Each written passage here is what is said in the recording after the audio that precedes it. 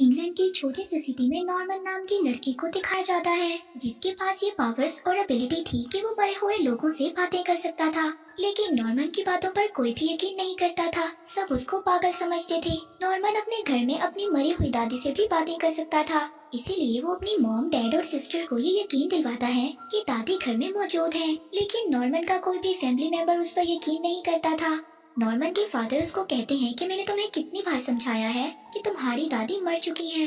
Norman अपने father से कहता है कि मैं झूठ नहीं बोल रहा, दादी मुझसे बातें करती है। नॉर्मन की मदर उसको समझाती हैं कि देखो बेटा, मैं जानती हूँ कि तुम्हारी दादी तुम्हारे साथ बहुत अटैच थी, लेकिन अब वो इस दुनिया में नहीं है। हम सबको अपनी लाइफ में आगे बढ़ना पड़ता है। नॉर्मन के फादर को ये लगता था कि ये सब कुछ उसके अंकल सिखा रहे हैं, क्योंकि नॉर्मन के अंकल भी मरे हुए लोगों से बातें कर सकते थे। लेकिन नॉर्मन की मदर उसके फादर को समझाती है कि नॉर्मन उनसे नहीं मिलता, मैंने उसे उनसे मिलने से मना किया है। अब नॉर्मन भी इन बातों से बहुत ज्यादा परेशान हो जाता है। जब वो अगले दिन स्कूल जाता है तो कोई भी उससे बात नहीं करता, क्योंकि सभी लोग उसको फ्रीक यानी कि पागल समझते थे। और स्कूल में एल्विन नाम का लड़का उसको बहुत ज्यादा तंग किया करता था। यहीं पर हमें नॉर्मन के अंकल मिस्टर प्रिंडरघास्ट को दिखाया जाता है। वो भी नॉर्मन की तरह मरे हुए लोगों से बातें कर सकते थे और उन्हें देख सकते थे, इसीलिए वो इस सिटी को कई सालों से एक टाइम के मैजिक से बचा रहे थे। क्योंकि ये बात मानी जाती थी कि 300 साल पहले एक टाइम ने 7 लोगों को एक श्राप दिया था, जिस श्राप की वजह से वो लोग तो मर गए, लेकिन हर साल उनकी डेड बॉडीज कब्र से बाहर आ जाया करती थी। और इस मैजिक को रोकने का सिर्फ एक ही रास्ता था, वो ये था कि हर साल जाकर उस टाइम की कब्र के पास स्लीपिंग ब्यूटी की कहानी सुनाई जाए, जिससे वो मैजिक एक साल के लिए रुक जाता था। और इसी मैजिक को रोकने के लिए नॉर्मन के अंकल वो किताब जाकर उस टाइम के पास पढ़ा करते थे। अब नॉर्मन के अंकल मिस्टर प्रिंडरगास्ट बहुत ज्यादा बूढ़े हो गए थे, इसलिए वो अब ये चाहते थे कि उनकी ड्यूटी नॉर्मन को दी जाए। दूसरी तरफ हमें दिखाया जाता है कि नॉर्मन के स्कूल में उस टाइम के लिए एक प्ले रखा गया था, जिसमें नॉर्मन ने भी हिस्सा लिया था। जब सब लोग उस प्ले की तैयारी कर रहे होते हैं, तभी वहाँ पर एल्विन दोबारा से नॉर्मन को तंग करता है, जिससे सभी लोग डिस्टर्ब हो जाते हैं। नॉर्मन इस बात से काफी ज्यादा उदास हो जाता है। तभी उसके पास एक मोटा सा लड़का आता है जिसका नाम नील था। वो नॉर्मन से दोस्ती करना चाहता था, क्योंकि उसका भी कोई दोस्त नहीं था और सब लोग उसको परेशान किया करते थे, क्योंकि वो बहुत ज्यादा मोटा था और उसको बहुत ज्यादा एलर्जिक थी। अब वो दोनों स्कूल से घर जाने के लिए निकल जाते हैं। तभी रास्ते में नॉर्मन के अंकल मिस्टर प्रिंडरगास्ट उसको रोक लेते हैं। नॉर्मन अपने अंकल से कहता है कि मेरे घर वालों ने आपसे बात करने से मना किया है। मिस्टर प्रिंडरगास्ट उसको कहते हैं कि तुम्हारे घर वालों ने इसलिए तुम्हें मुझसे बात करने से मना किया है क्योंकि मैं भी तुम्हारी तरह भूतों से बातें कर सकता हूँ, और तुम्हें किसी ने उस टाइम के मैजिक के बारे में भी नहीं बताया होगा। नॉर्मन अपने अंकल से कहता है कि इस चीज के बारे में हम स्कूल में सीख रहे हैं। वो कहते हैं और भी बहुत सारी बातें हैं जो तुम उस टाइम के बारे में नहीं जानते। तभी नील मिस्टर प्रिंडरगास्ट को मारने लगता है, क्योंकि उसको ये लग रहा था कि मिस्टर प्रिंडरगास्ट पागल है और वो नॉर्मन को तंग कर रहे हैं। नॉर्मन नील को बताता है कि वो मेरे अंकल हैं। नील नॉर्मन से पूछता है कि क्या जो उन्होंने बताया वो सच है, तुम भूतों से बातें कर सकते हो। इस बात से नील बहुत ज्यादा खुश हो जाता है और नॉर्मन को अपने घर ले जाता है अपने मरे हुए डॉग के बारे में पूछने के लिए। नील नॉर्मन से पूछता है कि क्या हर कोई मरकर वापिस आ सकता है। नॉर्मन उसको बताता है कि मेरी दादी ने बताया है कि वो लोग ही सिर्फ मरकर वापिस आ सकते हैं, या तो वो अचानक मर जाएं या फिर उन्होंने किसी बात को सुलझाना हो। तभी नॉर्मन को नील का डॉग नजर आ जाता है। नॉर्मन नील को डॉग के बारे में बताता है, जिससे नील बहुत ज्यादा खुश हो जाता है और वो दोनों मिलकर बहुत ज्यादा मस्ती करते हैं। दूसरी तरफ हमें मिस्टर प्रिंडरगास्ट को दिखाया जाता है, जिनको बहुत ज्यादा गुस्सा आ रहा था क्योंकि उनको नील ने वहाँ से भगा दिया था। वो स्लीपिंग ब्यूटी की स्टोरी बुक निकालते हैं और वो ये बुक नॉर्मन को देना चाहते थे, पर तभी वहाँ पर उनको हार्ट अटैक आ जाता है और उनकी डेथ हो जाती है। दूसरी तरफ हमें नॉर्मन का स्कूल दिखाया जाता है, जहाँ पर उस टाइम के बारे में प्ले हो रहा था और उस प्ले को देखने के लिए बहुत सारे लोग आए हुए थे। तभी नॉर्मन देखता है कि वहाँ पर सब कुछ बदल गया है और नॉर्मन एक जंगल में पहुँच गया है, जहाँ पर उसको वो 7 मरे हुए लोग नजर आते हैं और वहाँ पर एक खौफनाक ट्री भी उसको नजर आता है जो उसको पकड़ने की कोशिश करता है। तभी वहाँ पर नॉर्मन सबसे कहता है कि वो मरे हुए 7 लोग आ रहे हैं, जिससे नॉर्मन का वहाँ पर सभी लोग मजाक बनाते हैं और नॉर्मन के फादर उससे नाराज हो जाते हैं। उसके फादर नॉर्मन से कहते हैं कि तुम्हें ये सब अभी बंद करना होगा। नॉर्मन की मदर उसको समझाती हैं कि तुम्हारे फादर ये सब कुछ इसलिए चाहते हैं, वो डरते हैं कि कहीं कुछ बुरा न हो जाए। नॉर्मन अपनी मदर से कहता है कि उन्हें नहीं डरना चाहिए, वो मेरे डैड हैं। लेकिन नॉर्मन की मदर उसको कहती है कि वो तुमसे नहीं डर रहे, वो आने वाले बुरे वक्त से डरते हैं। अगले दिन जब नॉर्मन स्कूल जाता है तो वहाँ पर सभी बच्चे उसका मजाक बनाते हैं जिस बात पर नॉर्मन वॉशरूम में जाकर बंद हो जाता है। तभी वहाँ पर अचानक से सभी चीजें हिलने लगती हैं और वहाँ पर मिस्टर प्रिंडरगास्ट यानी कि उसके अंकल की सोल आ जाती है। नॉर्मन अपने अंकल से कहता है कि आप यहाँ से चले जाएं। नॉर्मन के अंकल उसको कहते हैं कि मैं यहाँ से तब तक नहीं जाऊँगा जब तक मेरी ड्यूटी तुम नहीं करोगे। नॉर्मन के अंकल उससे कहते हैं कि आज वो रात है जिसमें उस टाइन को कहानी सुनाने जाना होगा। अगर ऐसा ना हुआ तो उसका भूत जाग जाएगा और वो बाकी 7 मरे हुए लोगों को भी जगा देगी। नॉर्मन कहता है कि मैं तो एक छोटा सा बच्चा हूँ, मैं ये कैसे कर सकता हूँ। नॉर्मन के अंकल उसको कहते हैं कि तुम्हें मेरी किताब को पढ़ना होगा जहाँ पर उस टाइन को दफन किया गया था। नॉर्मन अपने अंकल से पूछता है कि वो किताब कहाँ पर है। नॉर्मन के अंकल उसको कहते हैं कि वो मेरी डेड बॉडी के पास है, इसलिए तुम्हें मेरे घर जाकर उस किताब को लाना होगा और सूरज ढलने से पहले उस किताब को उस टाइन की कब्र पर जाकर पढ़ना होगा। नॉर्मन के अंकल उससे कहते हैं कि तुम मुझसे वादा करो कि तुम मेरा ये काम जरूर करोगे। नॉर्मन अपने अंकल से वादा करता है। इसके बाद नॉर्मन के अंकल की सोल वहाँ से चली जाती है। वहाँ पर एल्विन भी नॉर्मन की बातें सुन रहा था, लेकिन वो दूर जाकर गिरता है जिससे एल्विन को बहुत ज्यादा गुस्सा आता है। वो नॉर्मन को मारने के लिए उसके पीछे भागता है, लेकिन नॉर्मन वहाँ से भाग जाता है। इसके बाद हमें दिखाया जाता है कि नॉर्मन के पेरेंट्स खाना खाने के लिए बाहर जाते हैं और वो लोग नॉर्मन को उसकी सिस्टर के साथ घर पर ही छोड़ जाते हैं। नॉर्मन काफी ज्यादा परेशान होता है कि वो क्या करे, क्योंकि थोड़ी ही देर बाद सूरज ढलने वाला था। तभी वहाँ पर नील भी आ जाता है जो विंडो से नॉर्मन को हॉकी खेलने के लिए बुलाता है। नॉर्मन नील को बताता है कि मिस्टर प्रिंडरगास्ट की सोल मेरे सामने आई थी। उन्होंने मुझे ये बात बताई कि उस टाइम का श्राप सच है, इसीलिए मुझे सूरज ढलने से पहले उस टाइन की कब्र पर जाना होगा। नील कहता है कि इसमें बहुत ज्यादा खतरा है। नॉर्मन कहता है कि तुम अपने घर जाओ, मैं अकेला ही इस काम को कर लूंगा। तभी वहाँ पर नॉर्मन की मरी हुई दादी आ जाती है। दादी नॉर्मन से कहती है कि अभी तक मैं हेवन में जा चुकी होती और वहाँ पर जाकर काफी ज्यादा एंजॉय कर रही होती। वो कहती है लेकिन मैं वहाँ पर नहीं गई। नॉर्मन कहता है कि आप वहाँ पर क्यों नहीं गई। नॉर्मन की दादी उससे कहती है कि मैंने हमेशा ये वादा किया था कि मैं तुम्हारा हमेशा ख्याल रखूंगी। नॉर्मन अपनी दादी से कहता है कि मुझे अपनी ड्यूटी निभाने से डर लग रहा है। नॉर्मन की दादी उसे समझाती है कि डरने में कोई बुराई नहीं है, लेकिन तुम्हें उस बात से नहीं डरना चाहिए। अब नॉर्मन भी अपनी दादी की बात को समझ आता है और अपनी ड्यूटी निभाने के लिए मिस्टर प्रिंडरगास्ट के घर चला जाता है। रास्ते में एल्विन अपने दोस्तों के साथ पार्टी कर रहा था। तभी वहाँ से नॉर्मन गुजरता है जिससे एल्विन नीचे गिर जाता है और उसको बहुत ज्यादा गुस्सा आ जाता है। नॉर्मन जब अपने अंकल के घर पर पहुँचता है तो उनका घर बहुत ही ज्यादा पुराना और टूटा फूटा था। वहाँ पर जाकर वो अपने अंकल के डेड बॉडी के पास जाता है। उनके हाथ में वो किताब थी।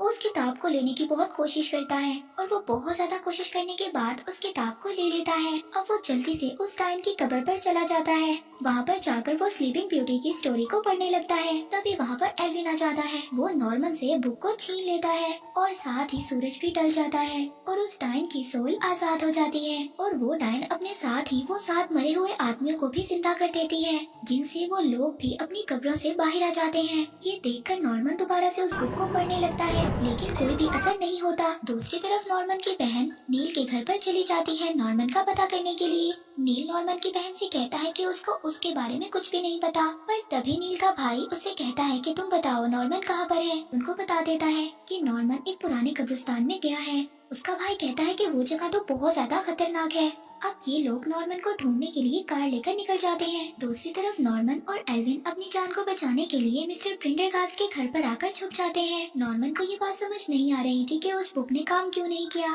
वो मिस्टर प्रिंडरगास्ट के रूम में जाता है। एल्विन उससे पूछता है कि तुम क्या कर रहे हो। नॉर्मन उसको बताता है कि मेरे अंकल ने कहा था इस किताब से उस टाइम के मैजिक को रोका जा सकता है और मुझे ऐसा लगा था कि इस किताब में कोई जादू होगा, लेकिन इस किताब में तो स्लीपिंग ब्यूटी की स्टोरी है। नॉर्मन को वहाँ पर उन 7 लोगों की तस्वीर मिलती है जिन लोगों पर उस टाइम ने मैजिक किया था और वहाँ पर एक और तस्वीर थी जिसमें उन 7 लोगों की कब्रें थी। नॉर्मन अब ये बात समझ आता है कि जहाँ पर उसने वो किताब पढ़ी थी वहाँ पर तो उस टाइम की कब्र थी ही नहीं। पर तभी वहाँ पर अचानक से दरवाजा तोड़कर वो 7 मरे हुए मुर्दे वहाँ पर आ जाते हैं। इस बात से नॉर्मन और एल्विन बहुत ज्यादा डर जाते हैं। दूसरी तरफ हमें नॉर्मन की बहन और नील को दिखाया जाता है जो पुराने कब्रिस्तान की तरफ जा रहे थे नॉर्मन को ढूंढने के लिए। तभी वहाँ पर उनकी कार के आगे नॉर्मन और एल्विन आ जाते हैं, जिनसे उनकी कार का बैलेंस बिगड़ जाता है और वो एक मुर्दे को हिट कर देते हैं। अब ये सभी लोग जल्दी से वहाँ से अपनी कार लेकर भाग जाते हैं और उन मुर्दों में से एक मुर्दा इनकी कार के ऊपर चढ़ जाता है वो लोग आपस में बात करते हैं कि हम इन मुर्दों को कैसे रोक सकते हैं। तभी नॉर्मन उनको बताता है कि मुझे इस किताब को उस डायन की कब्र पर पढ़ना होगा। अब नॉर्मन अपनी एक दोस्त को कॉल करता है और उसको ये कहता है कि हमें ये पता करना होगा कि डायन को कहाँ पर दफनाया गया है। उसकी फ्रेंड नॉर्मन को बताती है कि जो लोग मैजिक करते हैं उनको इंसान नहीं माना जाता, इसलिए उसको ऐसी जगह पर दफनाया गया होगा जहाँ पर कोई भी नेम प्लेट नहीं होगी।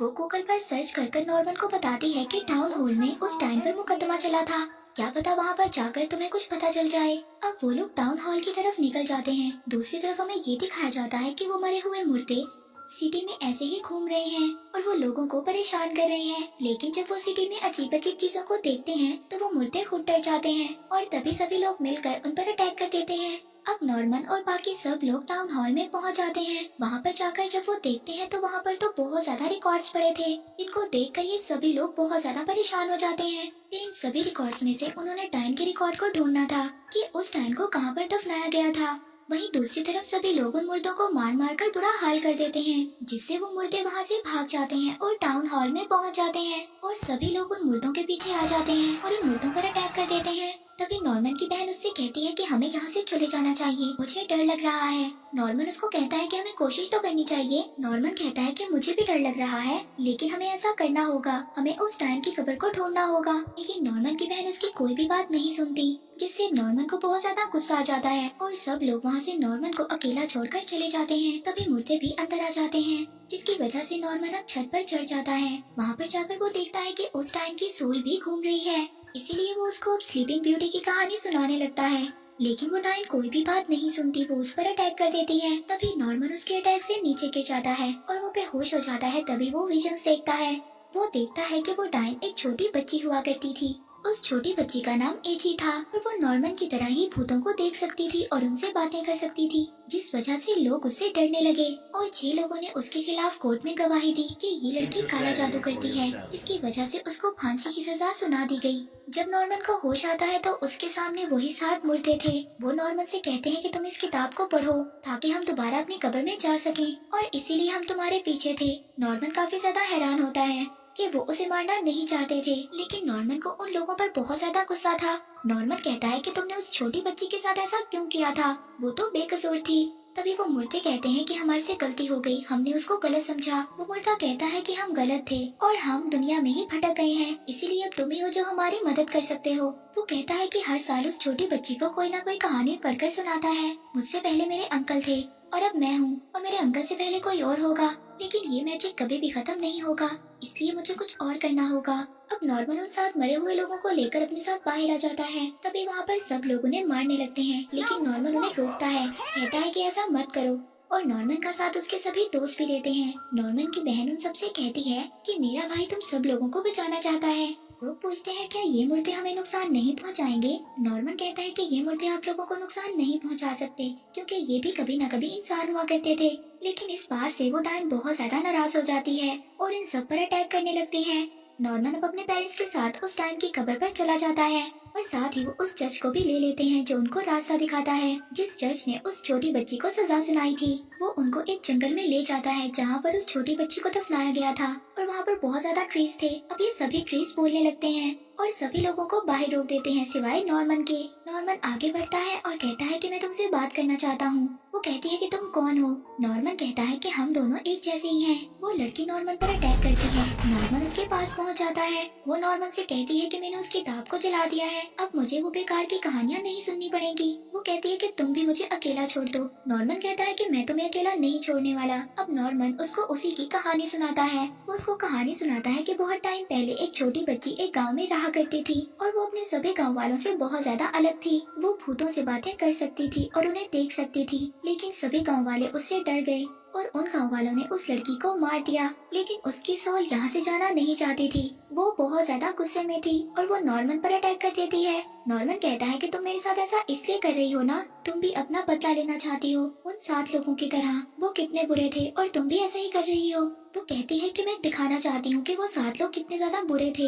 वो कहती है कि मैं बुरी नहीं हूँ। नॉर्मन कहता है तो फिर इन सब चीजों को बंद करो और अपनी लाइफ में सोचो कि कोई तो इंसान ऐसा होगा जिसने तुमसे प्यार किया होगा। तभी नॉर्मन उसका हाथ पकड़ लेता है और वो उसी दुनिया में पहुंच जाते हैं जहाँ पर उस छोटी बच्ची को उसकी मदर कहानी सुनाया करती थी। वो नॉर्मन को बताती है कि मेरी मदर यहाँ पर मुझे कहानी सुनाया करती थी और जिसकी हैप्पी एंडिंग हुआ करती थी। एक दिन वो बुरे लोग यहाँ पर आए और मुझे अपनी मदर से अलग कर ले गए। नॉर्मन उससे कहता है कि बास लोग डरकर बुरे लोग बन जाते हैं। मैं ये नहीं समझता कि तुम डायन हो, मैं तो सिर्फ ये समझता हूँ कि तुम एक छोटी बच्ची हो। ये हम लोगों में एक खास पावर है कि हम मरे हुए लोगों को देख भी सकते हैं और उनसे बात भी कर सकते हैं। नॉर्मन कहता है कि हमें बुरे इंसानों की तरह बुरा नहीं बनना चाहिए। अगर हम भी बुरे बन गए तो उनमें और हमारे में क्या फर्क रह जाएगा। तभी उस छोटी बच्ची को अपनी मदर की याद आ जाती है। वो नॉर्मन से पूछती है कि जो तुम मुझे कहानी सुना रहे थे उसकी एंडिंग कैसी थी। नॉर्मन उसको बताता है कि उसकी एंडिंग तुमने करनी है, वो तुम ही जानती हो कि कैसे कर सकती हो। अब वो छोटी बच्ची एक दरख्त के नीचे बैठ जाती है। नॉर्मन उसको कहता है कि ये बहुत अच्छी सोने की जगह है, यहाँ पर सोने के बाद तुम अपनी मदर के पास पहुँच जाओगी। वो छोटी बच्ची वहीं पर सो जाती है, जिसके बाद उसकी सोल वहाँ से आजाद हो जाती है और नॉर्मन असली दुनिया में वापस आ जाता है, जहाँ पर उन 7 मरे हुए लोगों की सोल भी आजाद हो जाती है और नॉर्मन के पेरेंट्स उससे बहुत ज्यादा खुश होते हैं। इसके बाद हमें दिखाया जाता है कि सिटी में सब कुछ नॉर्मल हो गया था। नॉर्मन नील को थैंक यू बोलता है क्योंकि नील ने उसका बहुत ज्यादा साथ दिया था। अब नॉर्मन अपने पेरेंट्स के साथ रहने लगा था और नॉर्मन के पेरेंट्स भी अब उसकी बातों पर यकीन करने लगे थे। और इसी के साथ इस मूवी का यहीं पर एंड हो